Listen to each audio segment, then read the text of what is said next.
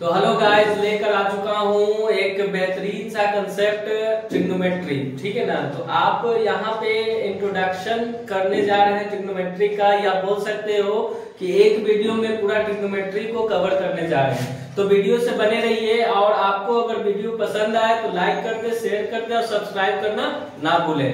तो अक्सर स्टूडेंट्स को या जो भी एग्जाम देने जाते हैं बोर्ड्स का, तो ट्रिग्नोमेट्री बहुत अच्छे से उसको समझ में आती है, फिर भी ट्रिग्नोमेट्री का क्वेश्चन वो छोड़ कर आ जाते हैं क्योंकि प्रैक्टिस नहीं कर पाते हैं। तो आपको यहाँ पे अगर ट्रिग्नोमेट्री में कोई दिक्कत होती है तो इस वीडियो को अगर पूरा देखोगे तो आपको सारा बात समझ में आएगा कि ट्रिग्नोमेट्री का क्वेश्चन कैसे अटेम्प्ट करेंगे, और ट्रिग्नोमेट्री का पूरा कंसेप्ट देखने जा रहे हैं इस वीडियो में। तो वीडियो से बने रहिए, बिना स्किप किए हुए वीडियो को जरूर अंत तक देखें, ठीक है ना। और अपने स्टूडेंट्स को, अपने फ्रेंड्स को ज्यादा से ज्यादा इस वीडियो को शेयर करें, ठीक है ना। तो ट्रिग्नोमेट्री में सबसे पहला बात यहाँ पे होता है कि ट्रिग्नोमेट्री का मतलब क्या होता है। ट्रिग्नोमेट्री का मतलब होता है 3 एंगल्स। तो आप देखो कि वो फिगर जिसमें 3 एंगल्स हो, तो आप वो फिगर को क्या कहोगे? ट्रायंगल कहोगे। और ट्रिग्नोमेट्री हम लोग एप्लीकेबल, मतलब ट्रिग्नोमेट्री का यूज हम लोग करते हैं to find out the height of any building, any tower, any mount, मतलब किसी भी ऊंचाई को हम लोग मेजर करते हैं या कुछ दूरी को मेजर करते हैं, तो एक रिलेशन स्टैब्लिश होता है ट्रायंगल के बीच में। तो सबसे पहले आपको पता होना चाहिए कि ट्रिग्नोमेट्री का यूज हम लोग राइट एंगल ट्रायंगल में करते हैं, ठीक है ना। तो राइट एंगल ट्रायंगल आपको पता होना चाहिए कि क्या होता है। जैसे मान लीजिए कि अगर हम एक डायग्राम ड्रॉ करते हैं, ध्यान से समझना, ये ट्रायंगल है, ठीक है। इस ट्रायंगल में इसका नाम हम रख देते हैं ABC, ठीक। इस ट्रायंगल में एंगल बी हमारा क्या है? 90 डिग्री है, ठीक है। तो 90 डिग्री के जस्ट सामने वाला, यहाँ पे आप देखो इस फिगर में कि 90 डिग्री के जस्ट सामने वाला साइड क्या कहलाता है? हाइपोटेनस कहलाता है, ठीक है। उसके बाद अगर ये एंगल को हम थीटा लेट करते हैं, ठीक है, तो थीटा के जो जस्ट सामने वाला साइड क्या कहलाता है? परपेंडिकुलर कहलाएगा। और रिमेनिंग अब बच गया हमारा एक साइड BC, इसको हम लोग बेस कहेंगे। तो एक रिलेशन पढ़ चुके हैं इन तीनों साइड्स के बीच में, that is perpendicular, base and hypotenuse. तो एक रिलेशन आप क्या पढ़ चुके हैं? That is the Pythagoras theorem.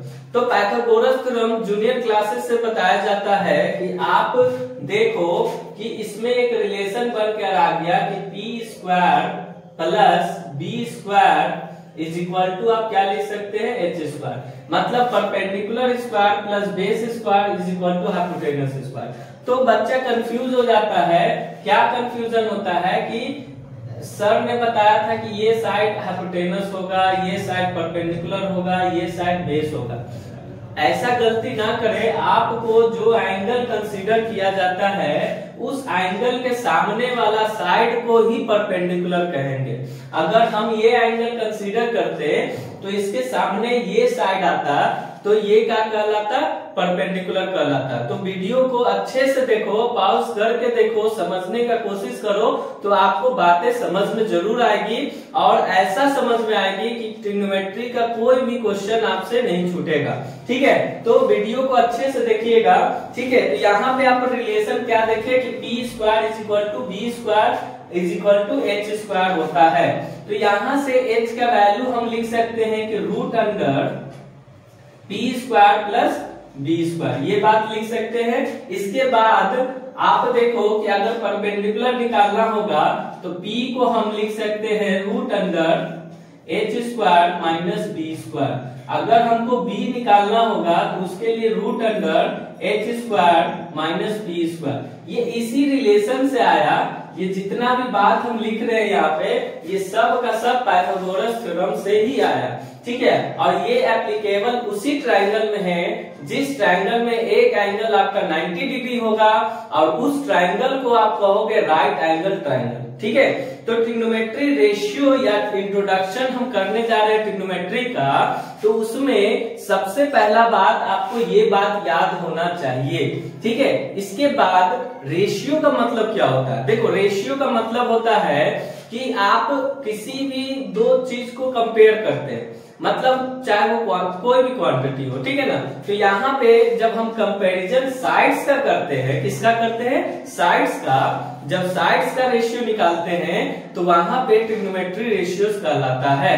तो सभी का एक रिलेशन दे चुका है, सभी का एक रेशियो दे रखा है।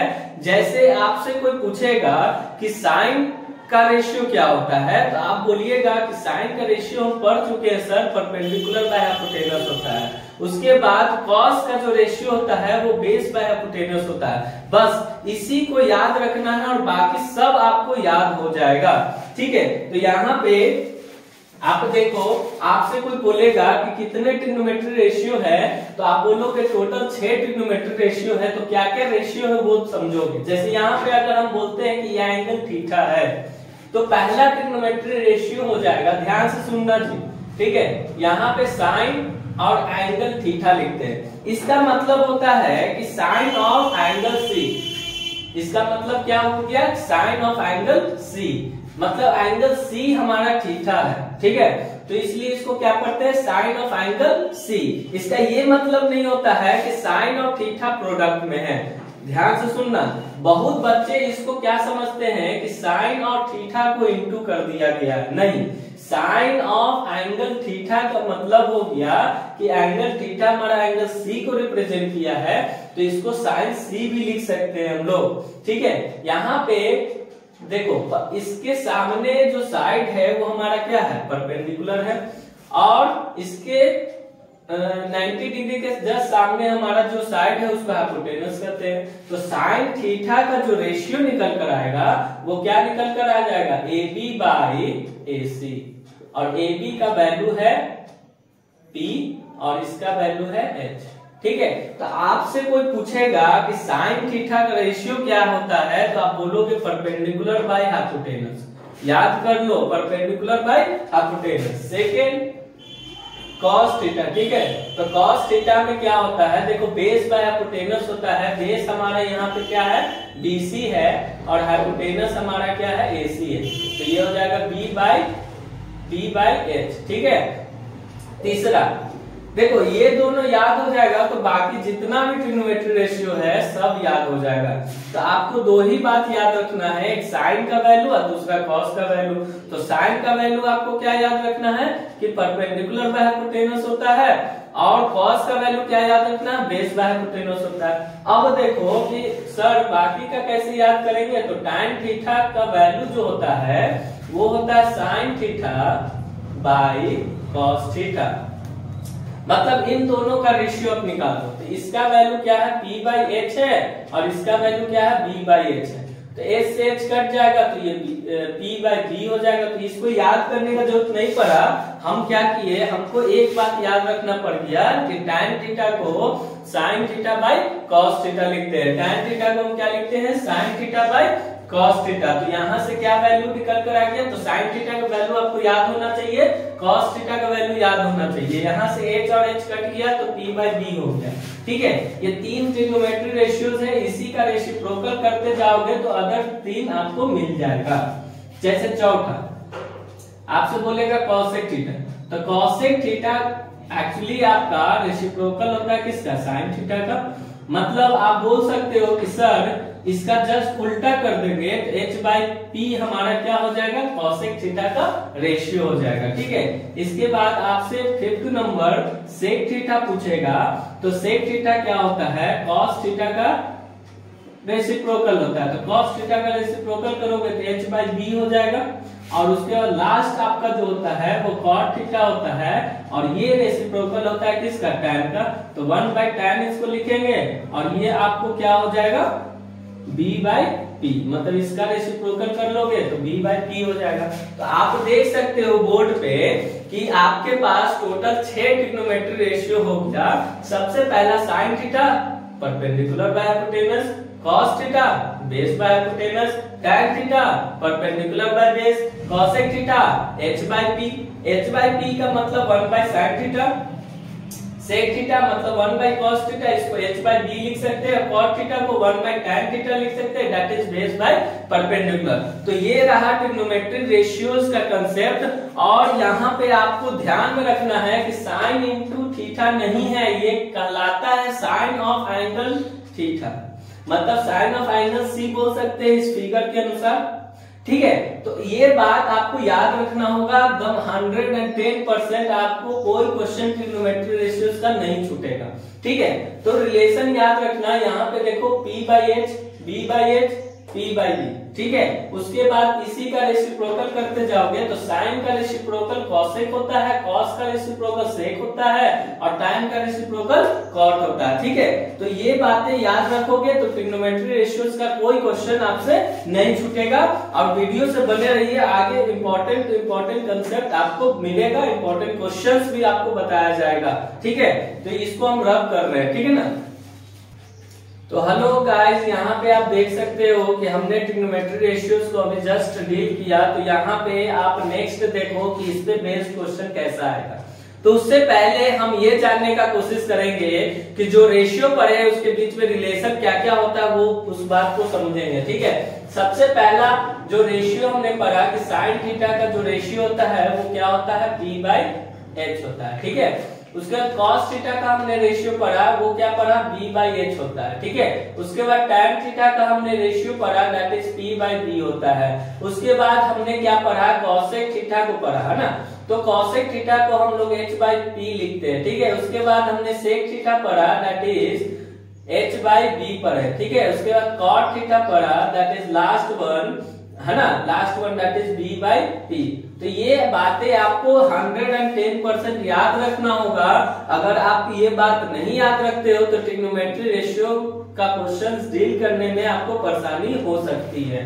तो यहाँ पे आप देख सकते हो, यहाँ पे जब क्लियर दिख रहा है कि इन दोनों का प्रोडक्ट हमेशा क्या होगा, 1 होगा। आप देख सकते हो कि साइन थीटा और कॉसेक थीटा को जब इंटू करोगे तो इसका रेशियो जब इंटू होगा तो वैल्यू क्या आने वाली है, 1 आने वाली है। तो आप कह सकते हो यहाँ से कि सर साइन थीटा और कॉसेक थीटा को अगर हम इंटू करते हैं तो उसका वैल्यू क्या आ गया, 1 आ गया। तो यहाँ से साइन थीटा को 1 बाई कॉसेक थीटा लिख सकते हो और कॉसेक थीटा को 1 बाई साइन थीटा लिख सकते हो। ठीक है, इसके बाद सेकेंड बात, आप देखो कि कॉस थीटा और सेक थीटा में एक रिलेशन बन कर आ रहा है और वो रिलेशन है कि इन दोनों का प्रोडक्ट 1 आएगा। ठीक है, तो आप बोलोगे sir cos theta into sec theta करने पे वैल्यू 1 आएगा। ठीक है, इसके बाद यहां से आप क्या लिख सकते हो, cos थीटा को 1 बाई सेक थीटा लिख सकते हो और सेक थीटा को 1 बाई cos थीटा लिख सकते हो। ठीक है, थर्ड tan और cot में भी रिलेशन है, देख सकते हो tan एंड cot में भी रिलेशन है। वो क्या है कि tan थीटा और cot थीटा को जब इंटू करते हो तो इसका वैल्यू क्या आता है, 1 आता है। ठीक है ना। तो आप देखो, आपको कोई कोचिंग का जरूरत नहीं है, अगर इस वीडियो को पूरा देख लेते हो तो ट्रिग्नोमेट्री क्लास 10 पूरा कवर हो सकता है। ठीक है ना, तो वीडियो को जरूर शेयर कीजिए अपने फ्रेंड से और यहाँ से कंसेप्ट जो सीखते हैं अपने दोस्तों को जरूर बताएं। बताने से क्या होगा कि आप बहुत ही अच्छे तरीके से इस बात को समझ सकते हो और रिवाइज कर सकते हो। ठीक है, तो यहाँ से ये रिलेशन निकल कर आ गया। एक बात और समझोगे आप, जस्ट हम इससे पहले आपको बता चुके हैं कि tan थीटा को हम लोग रेशियो लिखते हैं किसका, साइन थीटा और cos थीटा, मतलब साइन और cos का जो रेशियो होता है, साइन बाई cos जो होता है वो tan थीटा होता है। तो यहाँ से एक बात और लिख सकते हैं कि cot थीटा का वैल्यू क्या हो जाएगा, cos theta by sine theta. ये सब आपस में एक रिलेशन बना रहा है। उसी रिलेशन को अगर आप समझ जाते हो तो ट्रिग्नोमेट्री का कोई भी क्वेश्चन आपसे नहीं छूटेगा या ट्रिग्नोमेट्री का कोई कंसेप्ट आपको हार्ड नहीं लगेगा। ठीक है ना, तो ये बात समझ में आ गई होगी कि ये सब बातें हम इस रेशियो से लिख सकते हैं। ठीक है, अब इस पे बेस्ड क्वेश्चंस करने वाले हैं जो इम्पोर्टेंट रहेगा। आपको 21 मार्च को एग्जाम है, बोर्ड एग्जाम है मैथ्स का। ठीक है ना, तो 21 मार्च में इस टाइप के क्वेश्चंस देखने को जरूर मिल सकते हैं। ठीक है ना, तो आप देख सकते हैं एक क्वेश्चन लेकर आ चुका हूं आपके पेज से ट्रिग्नोमेट्री रेशियो से। तो जिन स्टूडेंट्स का ट्रिग्नोमेट्री बहुत अच्छा है उसके लिए बहुत हलवा क्वेश्चन है। तो उस स्टूडेंट्स के लिए ये वीडियो बन रहा है जिनको ट्रिग्नोमेट्री में अक्सर दिक्कत आती है और यहाँ पे बात समझ सकते हो कि कैसे इस क्वेश्चन को हम डील करेंगे। तो सबसे पहला बात कि आपको यहाँ पे दिया हुआ है कि tan A का वैल्यू का मतलब क्या कि tan ऑफ एंगल A, मतलब tan ऑफ एंगल A का रेशियो दे रखा है दैट इज 4/3। तो कह रहा है कि फाइंड द अदर का मतलब हो गया कि जो रिमेनिंग रेशियोज है उसका वैल्यू क्या होगा। ठीक है, तो बच्चा इसको क्या करेगा, ज्यादा दिमाग नहीं लगाना आपको यही बात याद रखना है कि tan A का वैल्यू या रेशियो क्या होता है। tan A का रेशियो आपको बता चुके हैं, परपेंडिकुलर बाय बेस होता है। tan का रेशियो क्या होता है, परपेंडिकुलर बाय बेस होता है। तो आप बोल सकते हैं यहां से कि सर tan A का वैल्यू 4/3 है, तो हम हाइपोटेनस निकाल सकते हैं। तो हाँ, पाइथागोरस थ्योरम से h का वैल्यू हम लिख सकते हैं √p² प्लस b²। ठीक है, तो यहां से h का वैल्यू आप निकाल दो। यहाँ पे देखो p के जगह पर हम 4 का स्क्वायर रखेंगे और b के जगह पर 3 का स्क्वायर रखेंगे। इसको फर्दर सॉल्व करोगे तो ये 16 हो जाएगा और ये हमारा क्या हो जाएगा, 9 हो जाएगा। इसको आप देखो फर्दर कि रूट अंडर में 25 है और ये h का वैल्यू चलते आ रहा है, तो h का वैल्यू क्या आ गया 5, मतलब 5 का स्क्वायर 25 होता है, या स्क्वायर रूट ऑफ 25 बोलोगे कि 5 होता है। ठीक है, तो हाइपोटेनस का जो वैल्यू आएगा वो 5 आएगा। इसके बाद फाइंड द अदर बोल रहा है, इसका मतलब कि साइन थीटा, या यहाँ पे थीटा यूज नहीं किया है तो साइन A लिखोगे। ठीक है, तो साइन A का वैल्यू या रेशियो क्या होता है, परपेंडिकुलर बाय हाइपोटेनस। परपेंडिकुलर हमारा क्या है 4 है और हाइपोटेनस हमने निकाल चुका 5। तो पहला अदर हम निकाल लिए। दूसरा cos A आपसे कहेगा निकालने के लिए, तो cos A के लिए आप क्या करोगे, बेस बाय हाइपोटेनस। बेस हमारा 3 है, हाइपोटेनस 5 है। उसी तरह tan तो निकला हुआ है, उसके बाद क्या लिखोगे cosec A। cosec इसी का रेसिप्रोकल होता है तो 5/4 डायरेक्ट लिखोगे। उसके बाद sec A लिखोगे तो sec A इसी का रेसिप्रोकल होता है तो 5/3 लिखोगे। उसके बाद tan का रेसिप्रोकल क्या होता है, cot A होता है ना, तो यहाँ पे cot A इसका जस्ट उल्टा कर दोगे तो 3/4 कर दोगे। तो इस तरह ट्रिग्नोमेट्री रेशियोज का आप क्या कर सकते हो, क्वेश्चंस को डील कर सकते हो। तो इस टाइप के क्वेश्चन देखने को एग्जाम में मिल सकता है, तो अच्छे से इसको डील कीजिएगा और बनाइएगा। ठीक है ना, फिर नेक्स्ट क्वेश्चन को हम देखते हैं। ठीक है, तो आप देख सकते हैं ट्रिग्नोमेट्री रेशियो का एक सेकेंड क्वेश्चन लेकर आ चुका हूं, तो आप वीडियो को अंत तक जरूर देखें। यहाँ पे इस क्वेश्चन को कैसे डील करेंगे इस बात को समझने का हम कोशिश करेंगे। तो यहाँ पे क्वेश्चन में आपको दे रखा है कि एंगल बी और एंगल क्यू एक्यूट एंगल है।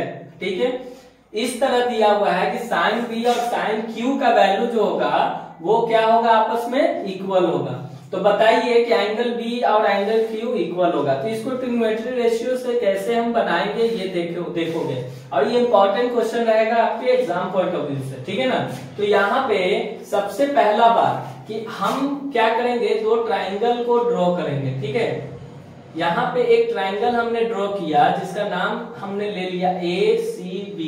ठीक है, तो यहाँ पे एंगल बी हमारा ये रहा। इसके बाद एक ट्राइंगल और लेंगे जिसका नाम हम लिख सकते हैं PRQ। ठीक है ना, और ये एंगल Q रहा। तो एंगल बी और एंगल Q को क्या करना है, इक्वल दिखाना है। तो इसके लिए सबसे पहले इस ट्राइंगल में आ जाओ। तो इस ट्राइंगल में अगर हमको लिखना होगा साइन बी का वैल्यू, क्या लिखना होगा, साइन बी का वैल्यू। तो देखो साइन बी का वैल्यू का मतलब इस एंगल को कंसीडर करना है, तो इसके सामने परपेंडिकुलर हमारा AC हो गया। ठीक है, और हाइपोटेनस क्या हो जाएगा, यहाँ पे 90 डिग्री हम ड्रॉ कर लेते हैं, ये 90 डिग्री कंसीडर कर लेते हैं। ठीक है, तो ये हमारा AC बाय क्या हो जाएगा, AB हो जाएगा। ठीक है, यहां से हमको साइन Q निकालना होगा, तो साइन Q को आप क्या लिख सकते हो, देखो साइन Q को आप लिख सकते हो PQ, सॉरी Q के सामने क्या PR, तो PR बाय PQ लिख सकते हैं। ठीक है, और ये दोनों आपस में इक्वल है, तो यहां से हम बात बोल सकते हैं कि AC by AB is equal to PR by PQ, ये बात हम लिख सकते हैं। ठीक है, इसके बाद आप देखो कि हमको यहाँ पे एक साइड निकालना होगा। जैसे मान लो कि AC बाय AB, तो AC बाय AB यहाँ से BC का वैल्यू हम निकाल सकते हैं। BC का वैल्यू निकालने के लिए रूट अंडर हम क्या करेंगे, AB स्क्वायर है ना प्लस माइनस AC स्क्वायर करेंगे, ठीक है। इसके बाद हम यहाँ से क्या कर सकते हैं, RQ का वैल्यू निकालेंगे। तो RQ का वैल्यू रूट अंडर हम क्या लिख सकते हैं, PQ का स्क्वायर माइनस PR का स्क्वायर, ठीक है। इसके बाद यहाँ पे देखो, इसको हम K के बराबर ले लेते हैं, तो यहाँ से AC और AB को हम कुछ लिख सकते हैं, ठीक है ना। तो यहाँ पे जब चेंज करोगे तो यहाँ से क्या निकल कर आ जाएगा, BC बाई RQ। ये भी आपस इस दोनों का रेशियो क्या हो जाएगा, K के बराबर हो जाएगा। तो आप देखो इन दोनों साइड का रेशियो क्या है, आपस में इक्वल है, तीसरे के भी इक्वल हो जाएगा। तो देयरफॉर हम लिख सकते हैं कि AC by AB is equal to PR by PQ is equal to BC by RQ, ठीक है। इसको सॉल्व करोगे तो K आ जाएगा, ये बात ध्यान में रखना। तो यहाँ पे सभी साइड्स का करस्पॉन्डिंग साइड्स का रेशियो अगर आपस में इक्वल हो जाता है तो ट्राइंगल जो होगा ACB is similar to triangle PRQ, ठीक है ना। तो ये आपका साइड से सिमिलर हो गया। किससे हो गया, साइड से सिमिलर हो गया। तो आप लिख सकते हो कि इसमें एंगल B जो है वो बराबर होगा एंगल Q के, हेंस इट इज प्रूव्ड। तो आप देख सकते हैं तीसरा क्वेश्चन है ट्रिग्नोमेट्री रेशियोज पे। तो आप इसको अच्छे से समझने का कोशिश करना। यहाँ पे क्वेश्चन क्या कर रहा है, कंसीडर अ ट्राइंगल, मतलब एक ट्राइंगल आपको ड्रॉ करना ही होगा या ड्रॉ दिया रहेगा, ठीक है ना। तो यहाँ पे राइट एंगल दिया हुआ है C पे, मतलब एक राइट एंगल ट्राइंगल आपको ड्रॉ करना है। इसका सॉल्यूशन के लिए आपको क्या करना होगा, एक राइट एंगल ट्राइंगल हमने ड्रॉ कर लिया, ठीक है। यहाँ पे एंगल C हमने रिप्रेजेंट कर लिया, तो ये A लिख दो या इसको B लिख दो, ठीक है।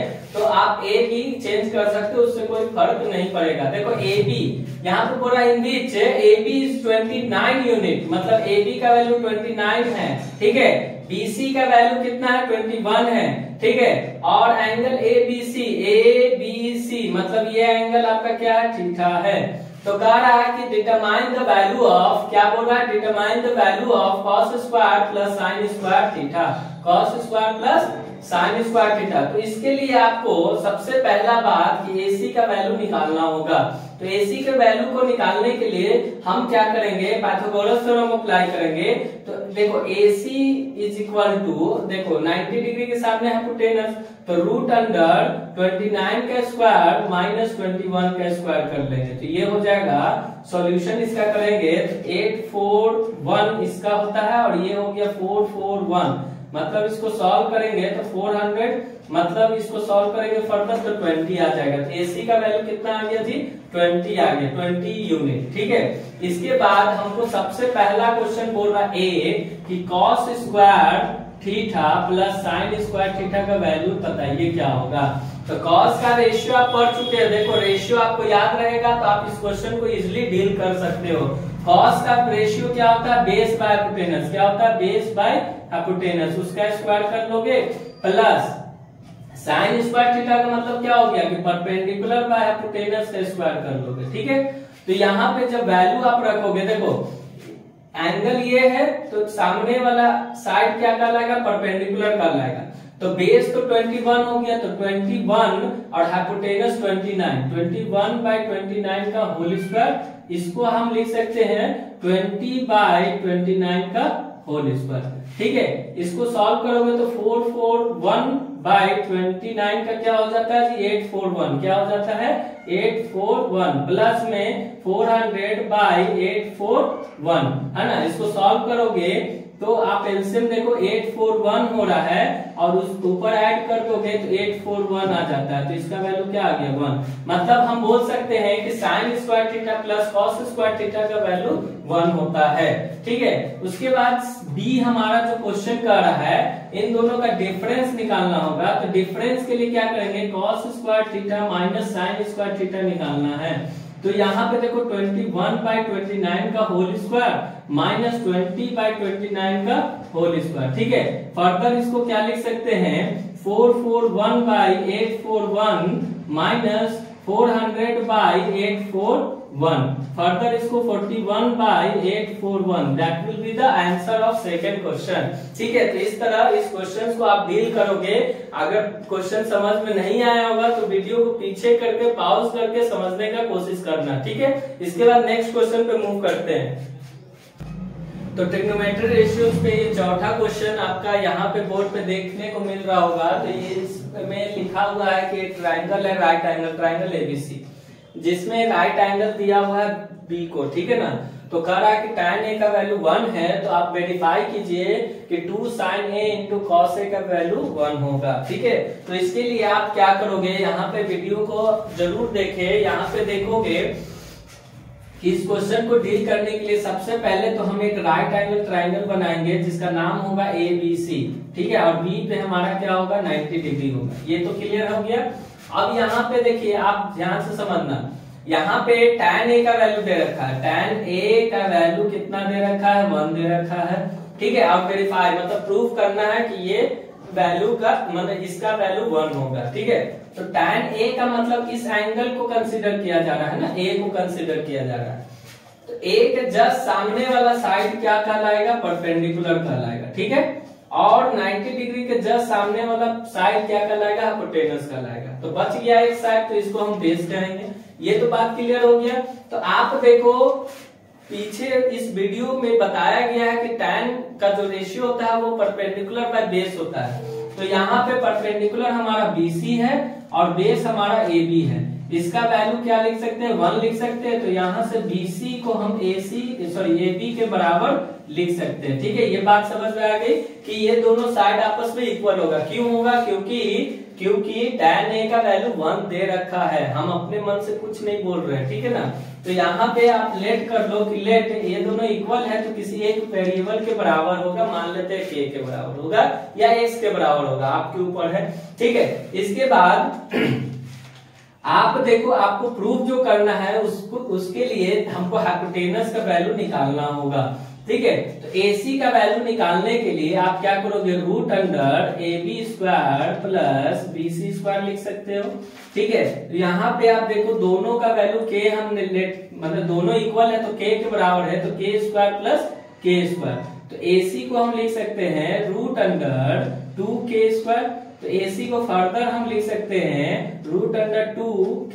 ठीक है ना, तो AC का वैल्यू आ गया रूट अंडर 2k। BC और AB का वैल्यू इक्वल है और वो k के बराबर है। तो हमको जो प्रूफ करना है उसमें आ जाते हैं। हमको प्रूफ करना है कि 2 sin A cos A। तो यहाँ पे देखो 2 एज इट इज रहेगा sin A का मतलब हो गया परपेंडिकुलर बाय हाइपोटेनस। मतलब हम लिख सकते हैं इसको BC by AC। cos A को हम क्या लिख सकते हैं, cos A को हम लिख सकते हैं बेस बाय हाइपोटेनस, मतलब AB बाय AC। क्या लिख सकते हैं इसको, AB बाय AC। ठीक है, AC। ठीक है, उसके बाद ये 2 हो गया, BC का वैल्यू k है और AC का वैल्यू हो गया रूट 2k। AB का वैल्यू क्या है, k है और AC का वैल्यू क्या है, रूट 2k। तो यहां से आप देखो k से k कट गया, k से k कट गया, है ना। फर्दर इसको सॉल्व करोगे तो 2 ऊपर है और रूट 2 इंटू रूट 2 क्या हो जाएगा, 1/2 हो जाएगा। तो 2 से 2 कट जाएगा, वैल्यू क्या आ गया, 1। मतलब हम प्रूव कर लिए कि 2 sin A cos A का वैल्यू क्या आने वाला है, 1 आने वाला है। तो इस तरह क्वेश्चन नंबर 4 को आपने डील किया। नेक्स्ट क्वेश्चन पे मूव करते हैं। ठीक है, तो इस वीडियो का 5th क्वेश्चन लेकर आ चुका हूं। तो आप इस क्वेश्चंस को बोर्ड पे देख सकते हैं और अच्छे से समझने का कोशिश कर सकते हैं। ठीक है, तो यहाँ पे क्वेश्चन को हम पढ़ रहा हूँ। ठीक है, तो एक ट्राइंगल है आपके पास OPQ। तो एक ट्राइंगल आपके पास है OPQ, वो एंगल आपका P जो है 90 डिग्री है, OP का वैल्यू 7 है एंड OQ माइनस PQ। मतलब OQ और PQ को जब सब्ट्रैक्ट करोगे तो उसका वैल्यू 1 आएगा। तो यहाँ थोड़ा सा क्वेश्चन को घुमा दिया गया है और बच्चा इसमें डर जाते हैं। तो डरने का जरूरत नहीं है। सबसे पहले तो आपको फिगर बनाना होगा, मतलब वो ट्राइंगल आपको ड्रॉ करना होगा। ठीक है, तो मान लेते हैं कि वो ट्राइंगल हमारा कुछ ऐसा होगा। यहाँ पे P मान लेते हैं 90 डिग्री है। ठीक है, तो इसको O डाल लो, इसको Q डाल लो। ठीक है, मतलब हम बोल सकते हैं कि OQ और PQ को सब्ट्रैक्ट करने पे, देखो यहाँ पे सब्ट्रैक्ट करने पे वैल्यू क्या आ रहा है, 1 आ रहा है।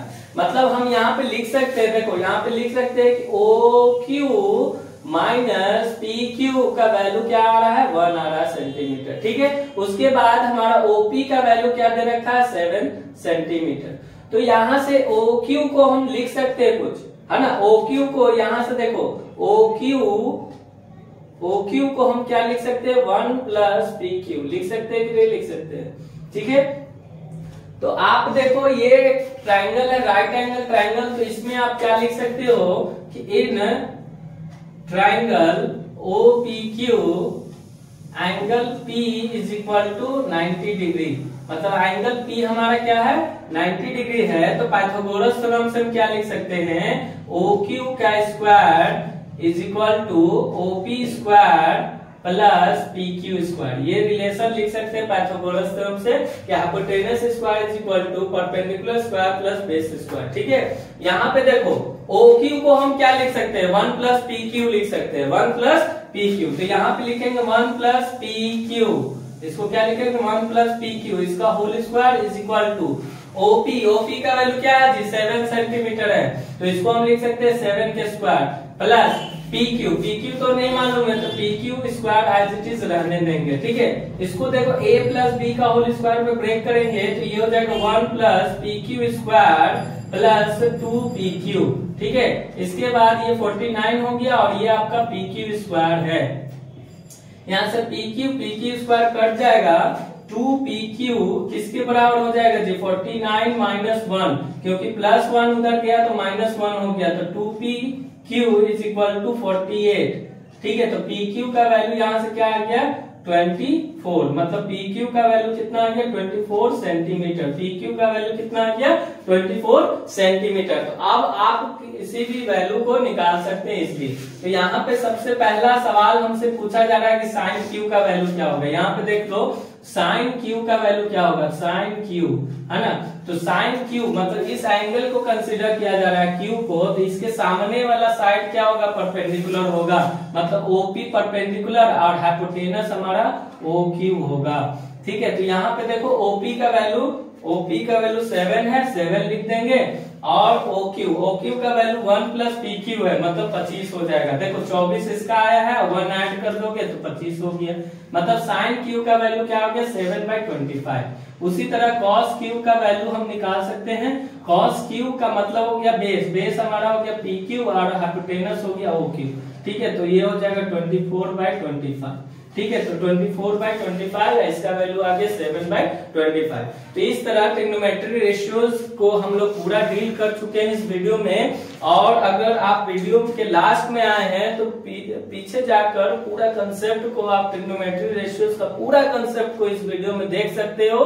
तो नेक्स्ट वीडियो में लेकर आ रहा हूँ ट्रिग्नोमेट्री रेशियोज का आगे फर्दर आप देखोगे इंट्रोडक्शन ऑफ ट्रिग्नोमेट्री में। आप नेक्स्ट जो है स्टैंडर्ड एंगल पे कंसेप्ट है। मतलब कि आप कह सकते हो कि साइन यहाँ पे वेरिएबल लेकर हम चल रहे थे Q, है ना, साइन ऑफ एंगल Q, है ना, sine of angle theta, sine of angle A।